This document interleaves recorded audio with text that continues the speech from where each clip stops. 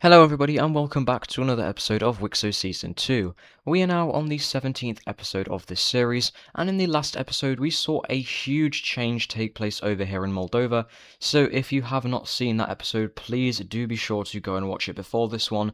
But essentially, for a quick recap for those who have already seen episode 16, the original Moldovan government for the original Moldovan Republic was overthrown by a very promising general by the name of Valentin Dalsa. He basically gained the support of the people by conquering all of Ukraine, and the previous government system were very jealous of him, and because of that, he was essentially kind of forced out of what he was doing. But he refused to stop, doing what he was doing, conquering and all of that stuff. And because of that, civil war broke out, and he now has control. Now, while the country is still technically known as the Moldovan Republic, he was named Chancellor for life by the people and the new Senate, which he essentially just controls himself in the aftermath, which essentially means currently the Moldovan Republic is a dictatorship. But if you guys do end up enjoying this episode, please do be sure to like and subscribe, and leave any suggestions in the comments below, and let's get straight into the video. First things first, we are going to go ahead and take a look over here in Eastern Asia. We have focused on this area fairly heavily over the last few episodes, of course culminating with the Shanghai Civil War, but recently Shandong up here has been expanding a little bit. They dream of reuniting Shanghai under their control, and they have been recently improving their military and everything. And as you can kind of see here, this is what they have been doing. They have been conquering some of the regional nearby tribes, and well, while they have been doing this, they are about to take a big step to heavily increase this expansion, as they are going to be going ahead and launching an invasion of the Green Team. The Green Central Chinese country is extremely weak. It's the weakest country that came out of the Shanghai Civil War.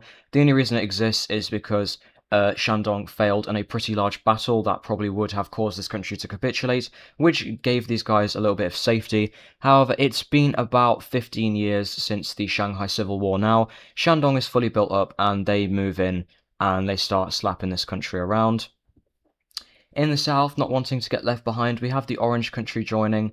However, these guys are limited in their expansions based on how, these guys had already had their army fully mobilized and already invading in, so they're obviously a lot faster to take it. And eventually, with it continue to move in, we have a small breakaway state take place in the south over here. Is Shandong going to respect this? Absolutely not, as they move in and just fully take over the country. We can now go ahead and take a look at the division between these two guys. And yeah, with the Green Team now conquered, we have Shandong continuing to expand into some of these areas around the south, and overall things are going pretty decently for them. Moving down to Indonesia now, very recently we've seen quite a few countries pop up in this area, and due to this, we are going to be seeing a bit more exploration take place, with a few more islands being discovered, and this island over here now fully being explored, and well, we're getting extremely close now to Australia and everyone else kind of meeting up, and we'll probably see that by the next episode. So yeah, over here we have the Java country continue to expand. They have a very rapidly growing population, and one thing also to note, we have this lime green country adopting the purple religion. So that's nice for them, I guess. This country continues to expand, also now taking this island, this one as well. And the Java country begins to take a bit of land on these new islands that they have only just discovered. In the north, we have Borneo moving in further to the interior of the island, in the south as well, and their Philippine colonies also continue to grow. And we have a little bit of a division take place as Burma is also looking at their colonial expansions in the Philippines. They take over all of the big northern island, as well as some of these surrounding ones, and then eventually it's only one island left, and neither of these guys want to take it because they don't want to risk kind of aggressing the other. So essentially we kind of just have like a weird peace take place on this island, which is very strange to see in the region. Anyway, over in Vietnam we have the green South Chinese country continue to expand, as well as the grey country down here. Although these guys are, right However, these guys are rather weak, so they can't really expand too much more for now. Sticking with looking at some expansion, we do see a tiny bit more for Burma. However, for now, Burma is kind of finished with their expansion actually into the continent. However, one place where expansion is not finished is over here in Bangladesh. Previously, we have seen a few more countries pop up here, and one of these countries is going to be going on a little bit of a conquest. More specifically, this country right over here, as they quickly move around and colonize a lot of this land, and then they launch an invasion into the Red Country. They quickly move in, capture the capital, and this country, which is extremely weak and not really set up that well, completely surrenders. So this is what we have taking place essentially. We have most of the country just being converted into a puppet government of the Brown Country, but we have them taking a small amount of this land over here. And shortly after, their ambitions are not met, it seems, as they then launch an invasion of this light blue country in the north, quickly capturing its capital, and luckily for them, this country is actually really unstable. So we actually have a breakaway state in the north, kind of centered around the city, where the kind of leader of this rebellion is, I suppose. And yeah, so the blue team kind of gets cooked. And, well, the country just surrenders, or collapses rather, that's probably a better way to say it. And let's go ahead and see how this land is divided. So yeah, this is what we see happening, fairly simple treaty here. Once again, these guys with their puppet states, they seem to like doing that. So we have this state to be converted into a puppet. And this new country over here is obviously going to have its capital at its major city where it originally started in. See a little bit of expansion here. But sticking on topic with Indian sort of area expansion, the Indus country, not only is it going to be expanding, but it is also going to be doing something a little bit more law-related, which we will see after the expansion. So first of all, we're actually going to see some of the puppet states expand. So this one down here just, you know, kind of grows in size, relatively like small, not too big of an expansion there. And in the north, fairly simple too, they just conquer all of the tribes up to the mountains, which essentially just extends their border up to there. We also have the Indus country do the same thing as well, causing their border to now look something like this over here. But the main areas in which they will be expanding is actually going to be over here in Persia. There have really not been that many consolidated groups in Persia. There have really only been a couple. There was obviously this one up here that got swallowed by Azerbaijan, and there's been a couple on the coast, this one actually being a proper country. But overall, it's fairly just kind of there for the taking. So Indus is going to go ahead and move in to grab some of it. We have them moving around and taking a lot of the southern coastal areas. We also have them moving up a lot more in the centre as well. And overall, it is a pretty large campaign with a lot of pretty strong and smart generals in on it. And after a couple months of expanding their territory, we have the new borders looking something like this. So yeah, a decently sized expansion for them. But the other law event I was talking about, what is that? Well, that is India will actually be forming itself up its own religion. So recently in the south, this area became, you know, into the idea of religion, and Indus is into that as well. They kind of like how that sounds, and they actually adopt the red religion. However, it's a little bit different because they don't really adopt it in a correct way, essentially due to, you know, kind of translation issues, as well as it kind of being retrofitted to kind of match the Indus country's culture.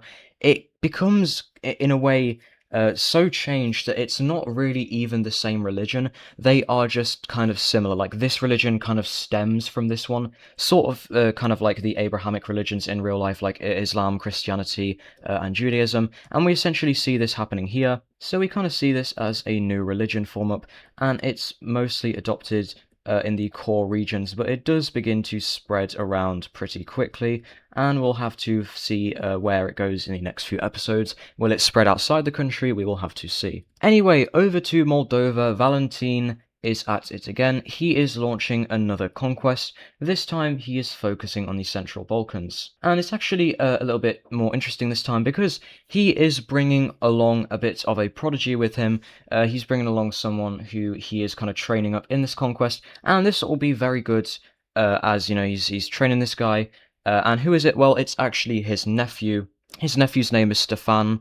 And he's kind of teaching him how to fight and stuff. So he is taking Stefan on this campaign with him, and he really quickly notices that he is also, similar to him, a very strong military-minded general, as he is able to command several armies along with Valentin to launch a rapid invasion of the newly united Hungarian country, and this country very, very quickly falls over to Moldova. And it's pretty simple what we see happen here. We have Moldova proper take a fairly large chunk out of it, but the rest is converted into a vassal just to make it a little bit easier to control. And after this invasion, we have some of the neighbouring tribes be conquered by Valentin and Stefan, and an area where, Valentin, he probably would have struggled in this sort of area, but we have Stefan actually coming up with some pretty ingenious strategies in order to properly conquer the Carpathian Mountains area, which historically in this Wixo has been a very tricky area to kind of move around, but he does pretty well,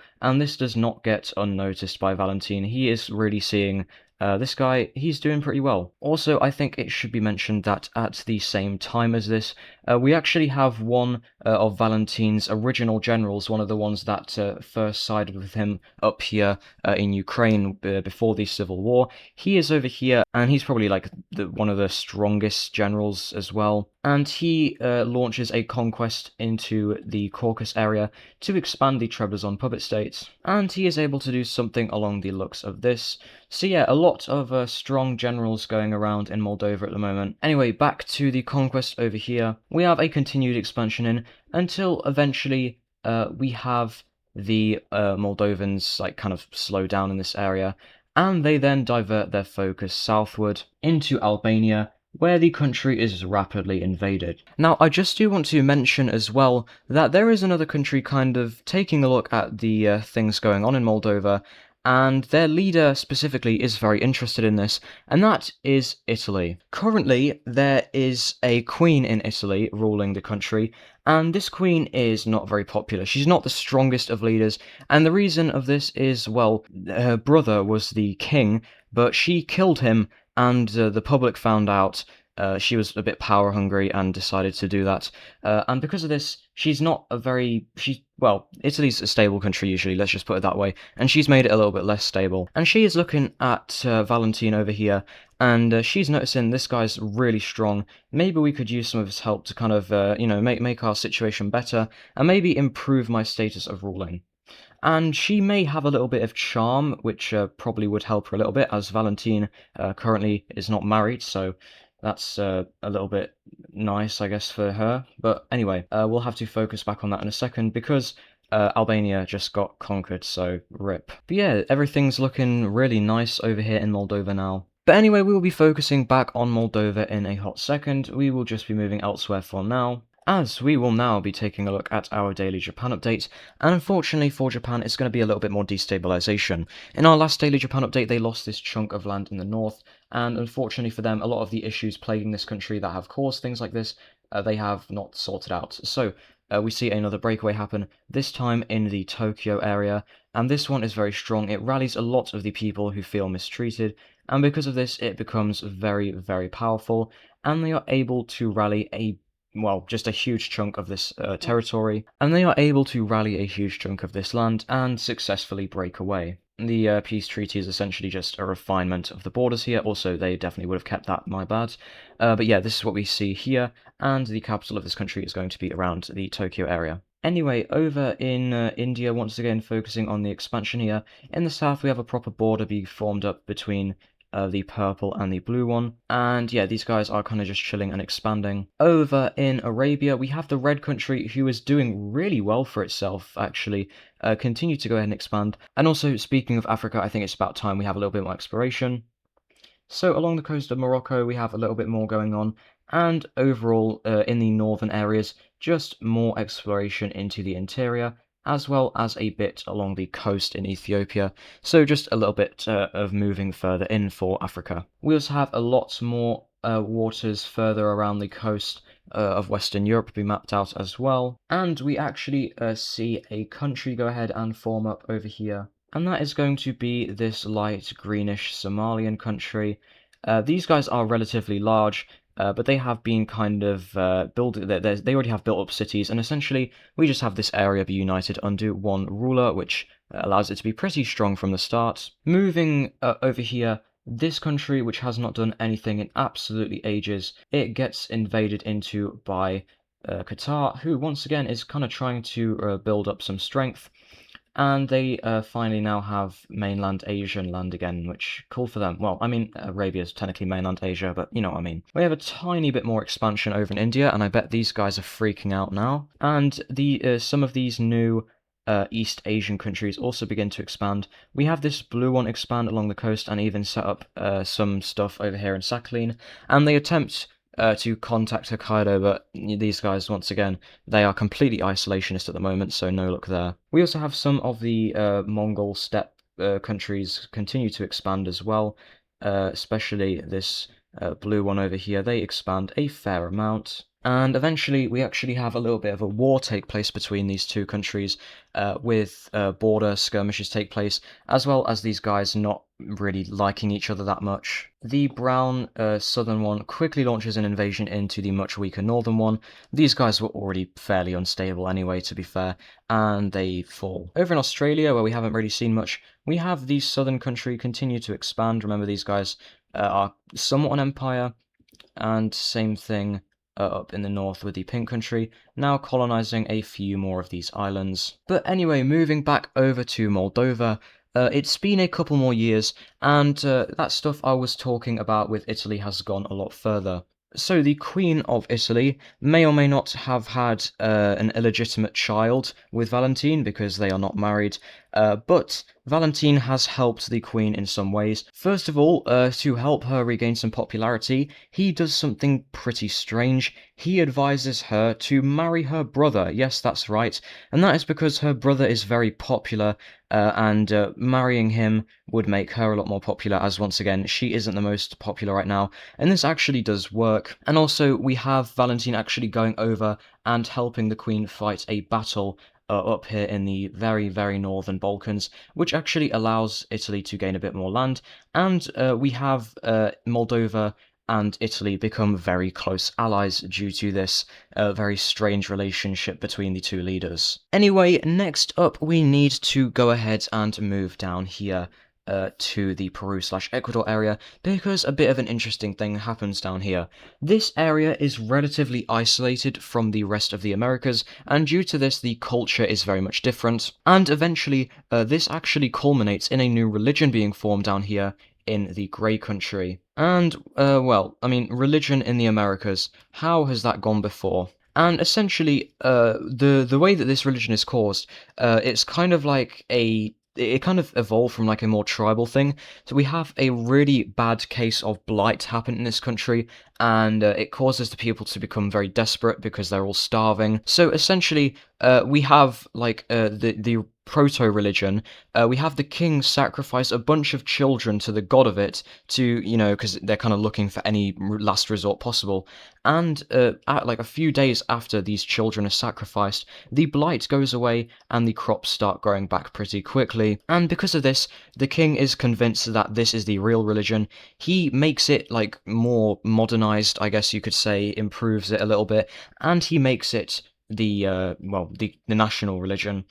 And, well, let's just say they have this guy down here.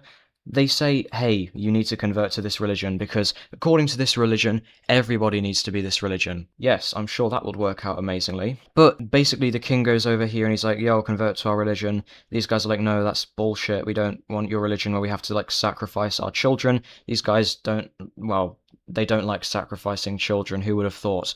But this makes the Grey Team big mad, and because of this, and to spread their religious ideology, they launch an invasion in, and you would be surprised because this country might not seem very strong, but these guys' troops are all united and very angry, so yeah, rest in peace, I suppose. And we actually have this country just get completely toppled. It's not ridiculously hard to do this because there isn't too many people in this country. If this were like somewhere else with these size countries, that might be a little bit, you know, extreme, but the Grey Team thinks they can manage it. But now we are going to be taking a look at one final event, and it is going to be in Moldova, and it is going to be a very large one. So it's been a couple years since the de facto alliance between Moldova and Italy, and it's been about 15 years now since Valentine has gained control over Moldova. In this time, Moldova has seen flourishment, they have expanded a lot, and everything is going great in this country. And on the 15-year anniversary of him capturing the capital of Moldova,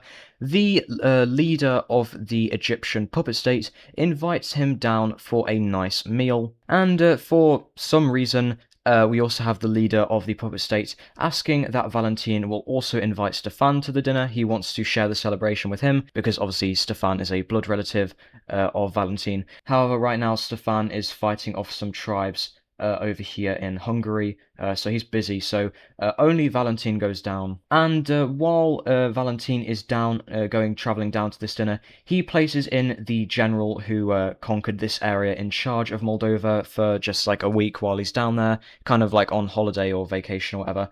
His name is Maxim Rusu, by the way. I forgot to tell you guys his name earlier, but that's this general's name. So he places Maxim in charge of the country, and he goes down for this nice dinner. And everything's going great. They're like talking about stuff. But when the first meal is done, as Valentin is heading back to his room in the palace, we have a mysterious group of people run out of his room where they were waiting for him and stab him 17 times in the chest. And Valentin is assassinated by this group. And, well, let's just say, when this news spreads to Moldova, everyone starts freaking out. Their leader, who they thought everyone really loved, has just been assassinated. And very interestingly and rather suspiciously, right after this assassination takes place and everything is a little bit in chaos right now, we have the leader of the puppet state down here declare the independence of the fourth Egyptian kingdom. That raises a few eyebrows. But what happens next, we will have to take a look at in the next episode, because that is going to be it for this episode. I really hope you guys did enjoy, and I will see you in the next one.